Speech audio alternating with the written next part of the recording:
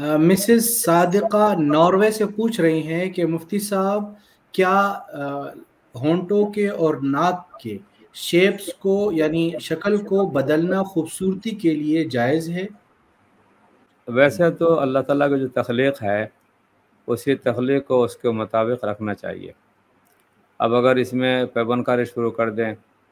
اور یعنی اس میں کوئی شکل کے اندر کسی حد تک خوبصورتی آ سکے، لیکن ایسا نہ ہو کہ اس میں کوئی یعنی اس طرح کا معاملہ ہو کہ چہرے کا جو شیپ ہے وہ بگڑ جائے اور کچھ کا کچھ ہو جائے. تو اگر یہ سب چیزیں صرف اور صرف یہ جو بدنما شکل ہے اس کو اگر کچھ بہتر بنانے کے لیے اگر کوئی ماہر ڈاکٹر ہوں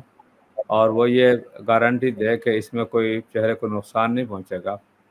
تو کسی حد تک اس میں یہ کام کیا جا سکتا ہے. لیکن یہ ہے کہ شرعی اصولوں کی پابندی ضروری ہے، تو اس چیز کو سامنے رکھتے ہوئے اگر کیا جائے تو ٹھیک ہے، گنجائش ہو سکتی ہے.